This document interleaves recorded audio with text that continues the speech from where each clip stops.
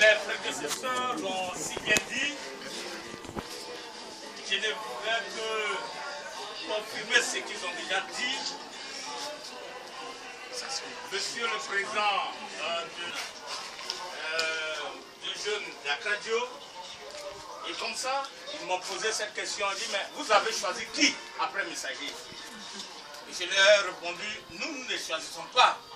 Dites-moi, vous qui êtes d'Akradio, Josué là, c'est parce que tout Akradio s'est réuni sur la Bapala qu'il a été choisi? Il dit non, c'est Dieu. Il dit, ah, si c'est Dieu, que ce n'est pas nous qui choisissons, c'est vraiment Dieu qui choisit.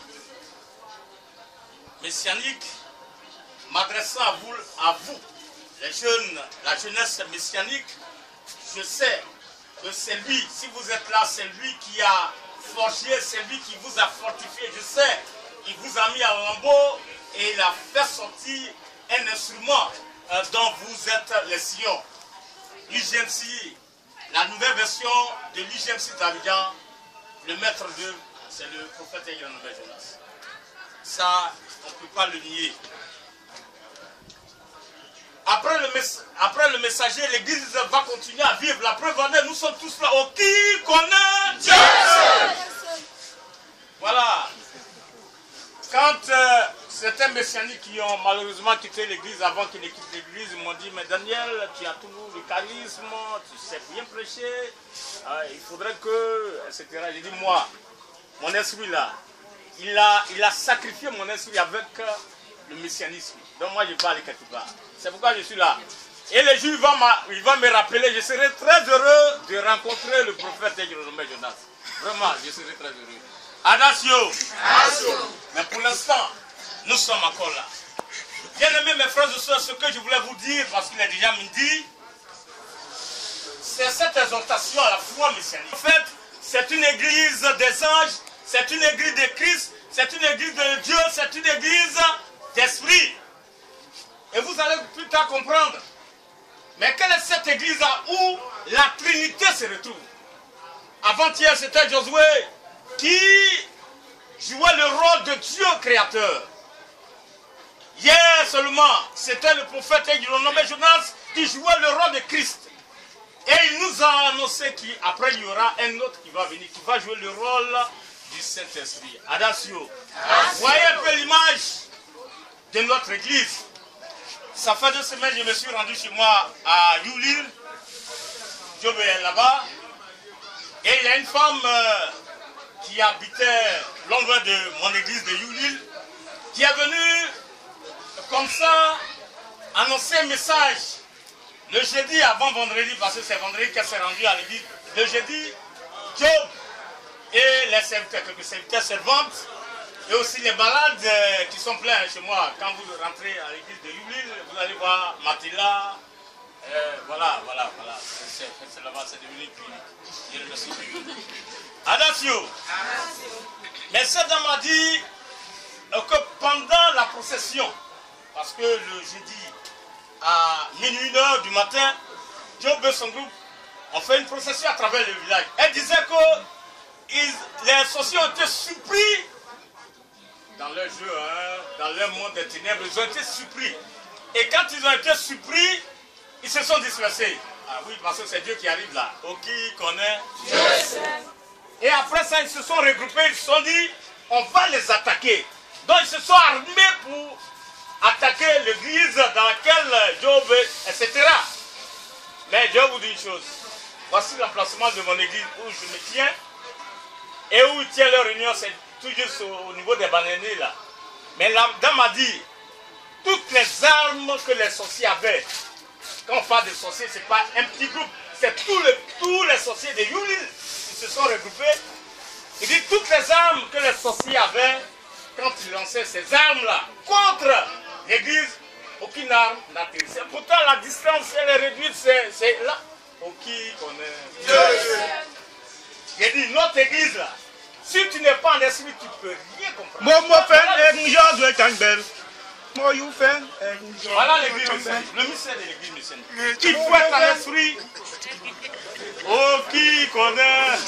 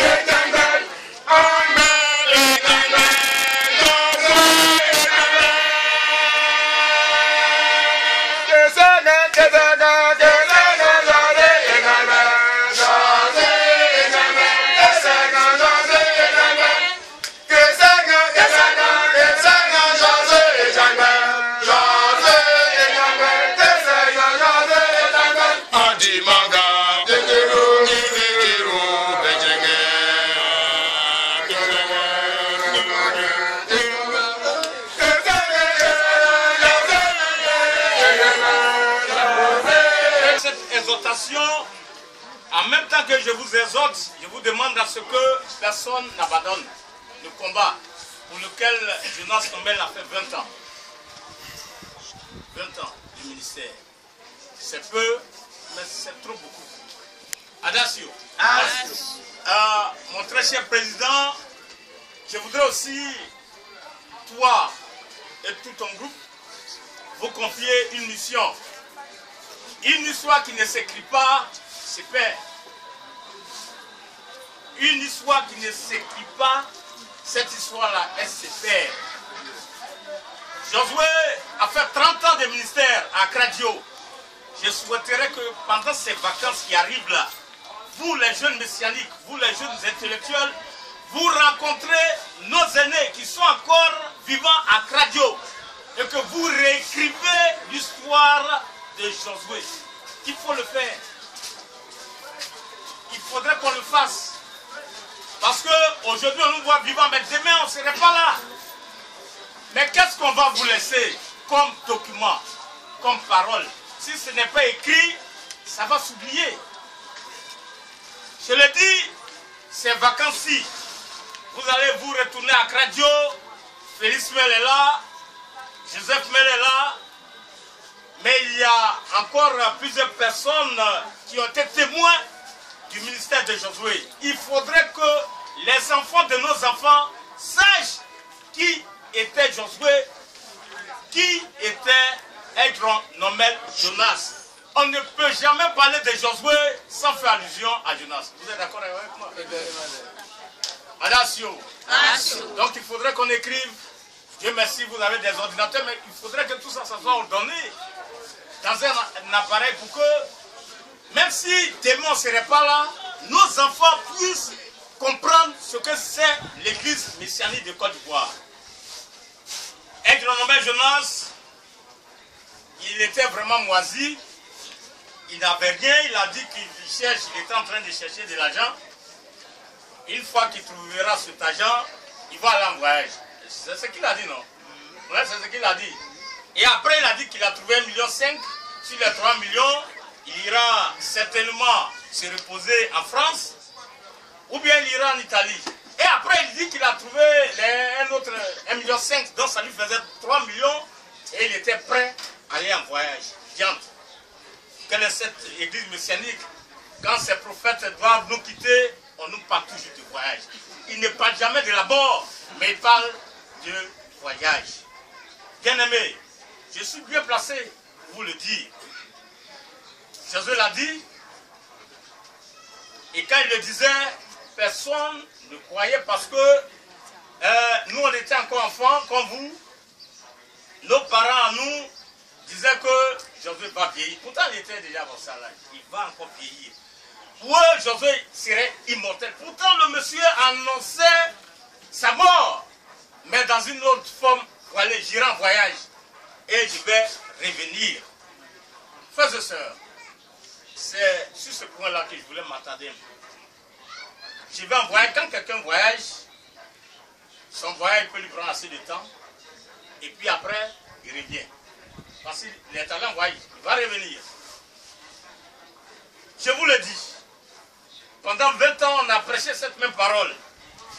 Josué, c'est l'incarnation de Jonas. Josué, son esprit là, l'esprit de Christ qui a été ressuscité des morts. Et puis, rien d'extraordinaire, rien de, je ne sais pas qu'est-ce qu'il faut dire. C'est ce même esprit. L'esprit de Christ ressuscité, c'est ce même esprit qui est Josué.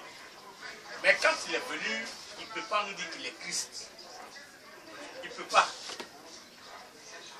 Vous lisez la parole de Dieu, vous le saviez.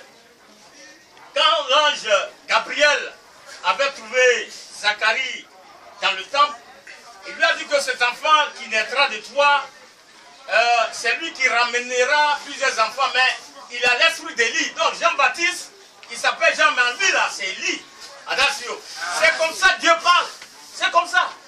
Donc Josué, il a dit qu'il va en voyage, il va revenir. Mais quand il est revenu là, il ne s'appelle plus Josué, il s'appelle Jonas. Jonas nous a dit qu'il va en voyage. Il y a trop de spéculations. Voilà, il y a trop de spéculations. Il ne faudrait pas qu'on se précipite. Ça, c'est le plan de Dieu, hein. Adasio. Voilà, nous, on peut, il va revenir. Non. Il faudrait qu'il se repose encore. Adasio. Voilà, quand il aura fini son repos, il va revenir dans un autre corps. Et quand il reviendra dans un autre corps, on ne va plus appeler ce corps-là Jonas. Ce corps-là aura un autre nom. Mais c'est le même esprit de Jonas qui va habiter dans ce corps-là. Il faudrait que vous le sachiez. Adasio. Adasio. Adasio. Je sais que vous avez faim, mais très rapidement. Très rapidement. Le prophète Jonas. Voilà, nous, on ne va pas se comporter comme les anciens d'Akradio qui ne font que boire café et puis ils n'écoutent rien là.